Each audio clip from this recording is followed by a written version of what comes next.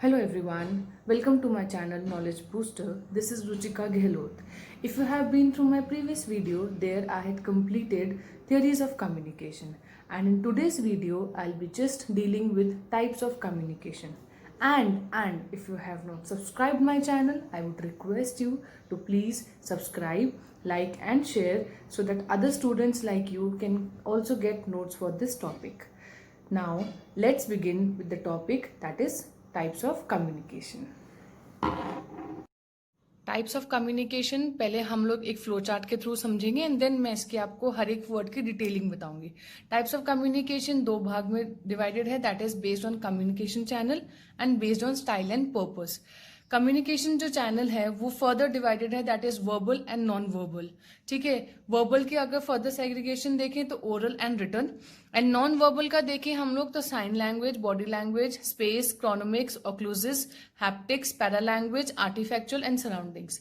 Exam में question ये आता है कि प्रोक्सिमिक्स किसको बोलते हैं, दैट इज स्पेस. या फिर हम लोग अगर ये बोल देते हैं कि क्रोनोमिक्स किसको बोलते हैं, दैट इज टाइम. तो एग्जाम में ऐसे क्वेश्चन आता है. इसमें पैरा लैंग्वेज से भी क्वेश्चन आता है एंड बहुत इंपॉर्टेंट टॉपिक है ये.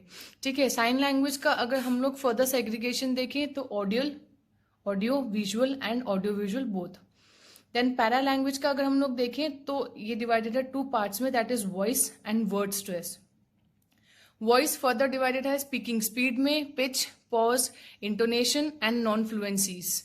Okay, then comes based on style and purpose. ये भी फर्दर सेग्रीगेटेड है फॉर्मल एंड इनफॉर्मल में. फॉर्मल डिवाइडेड है upward communication, downward communication, lateral और horizontal, diagonal and interactive communication. Informal का कोई सेग्रीगेशन नहीं है, लेकिन एग्जाम में क्वेश्चन आया हुआ है कि ग्रेप वाइन कम्युनिकेशन किसको बोला गया है, दैट इज इनफॉर्मल कम्युनिकेशन. अब हम लोग इसकी डिटेलिंग पढ़ते हैं. तो पहला आता है वर्बल कम्युनिकेशन. वर्बल कम्युनिकेशन दो टाइप्स का होता है, oral and written. Oral communication क्या होता है, communication through speech, that is face to face communication. It is also called dyadic communication. Exam में डायडिक वर्ड आया है तो बी मेक श्योर कि डायडिक का मतलब ये होता है कि फेस टू फेस कम्युनिकेशन या ओरल कम्युनिकेशन. ठीक है, इसके फीचर्स हैं इमीडिएट फीडबैक. सही बात है, इमीडिएट फीडबैक आएगा आपके पास, टाइम सेव करता है. अगर आप फेस टू फेस बात कर रहे हो तो हाथों हाथ जवाब आएगा आपके पास, आप फ्लेक्सिबल हो जाओगे.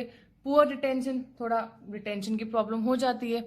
मिसअंडरस्टैंडिंग भी हो सकती है, लेकिन मिसअंडरस्टैंडिंग क्लियर भी हो सकती है बिकॉज आप फेस टू फेस इंटरेक्ट कर रहे हो. Written transmission of information is through words. Words के थ्रू आप कोई भी अपना मैसेज ट्रांसफर कर रहे हो. इसके फीचर्स हैं precision and accuracy.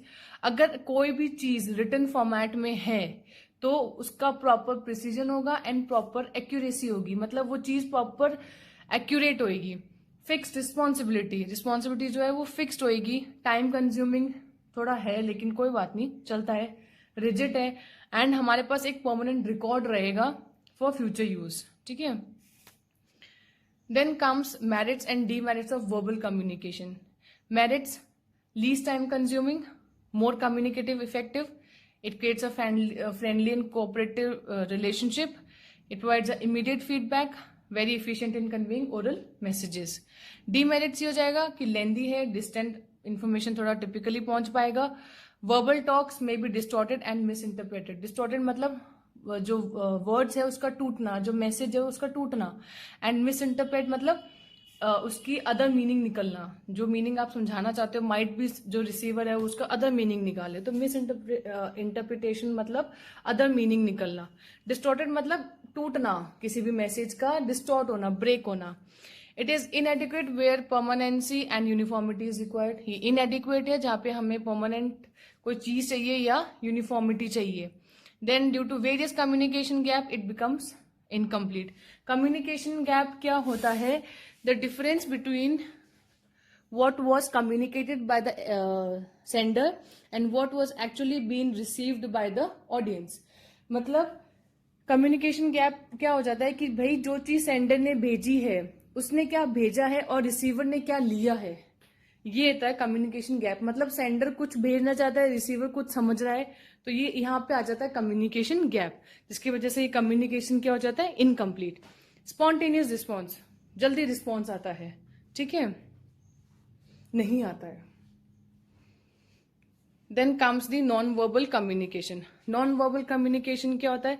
Communication other than through words, that is communicating without the use of words. इसमें आप वर्ड्स का यूज नहीं कर रहे हो, इसमें आप अपने एक्सप्रेशंस का यूज कर रहे हो, आप अपने बॉडी मूवमेंट्स का यूज कर रहे हो, ठीक है।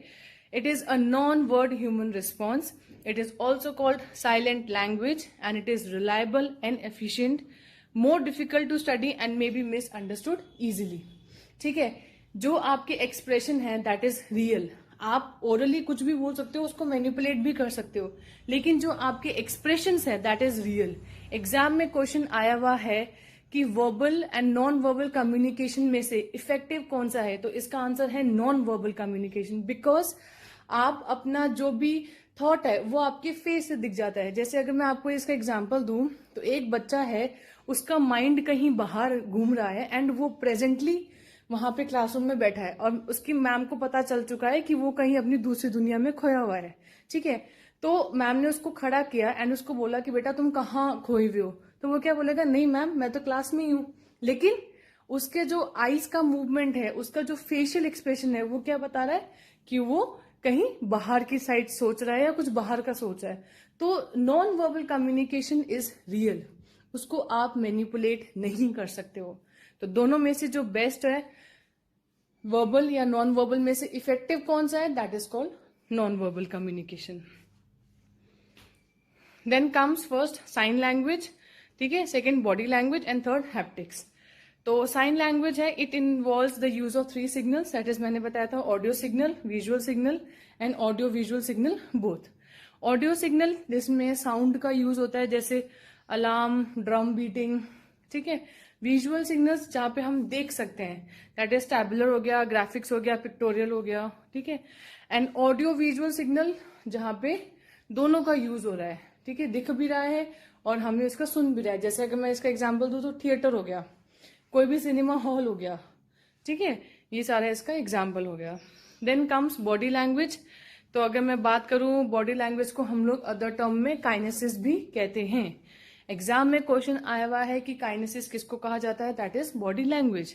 Message conveyed by body movements, body gestures मतलब जैसे फेस का मतलब फेशियल जो अपने एक्सप्रेशंस होते हैं। कभी कभार क्या होता है कि हम कहते थे ना कि भाई आप दिखते तो बहुत हैप्पी हो, लेकिन आप अंदर से बहुत टूटे हुए हो, ये आपके फेस से दिख रहा है। तो फेशियल जितने भी एक्सप्रेशंस होते हैं ना, वो रियल होते हैं, ठीक है। तो movement of hands, eyes, face, gestures, ठीक है। कभी कभार किसी का पहनावा उसके कल्चर के हिसाब से होता है, ठीक है, कोई उसका पहनावा एक स्पेसिफिक सिंबल को नोट करता है, तो ये जस्ट बॉडी मूवमेंट है, बॉडी पोस्टर्स है, तो जिसको हम लोग काइनेसिस कहते हैं। Haptics means touch, study of touch, feel होना। And there are 6 types of touch, that is positive, playful, control, ritualistic, task related and unintentional. Generally सिर्फ यही पूछा गया है कि हैप्टिक्स किसको कहते हैं, तो जनरली टच हो गया। एंड पॉजिटिव टच मतलब आपको एक पॉजिटिव इंट्यूशन या पॉजिटिव इंटेंशन दे रहा है। प्लेफुल कंट्रोल, हर चीज पर आपका कंट्रोल है। रिचुअलिस्टिक मतलब रिचुअल्स, अपने पुराने जो भी धार्मिक चीजों हैं उनके। टास्क रिलेटेड, कोई भी टच होगा या कोई भी आपको सेंसेशन होगा, एक पर्टिकुलर टास्क रिलेटेड होगा या एक पर्टिकुलर आपका इंटेंशन रिलेटेड होगा। And might be unintention also. Thank you.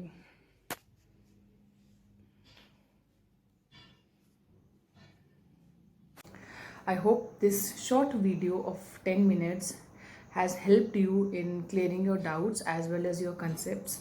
Still, if you have any doubts, you can just write it down either in my comment box or you can just ask your queries by writing it on the email ID, that is gehlot.ruchikakb@gmail.com.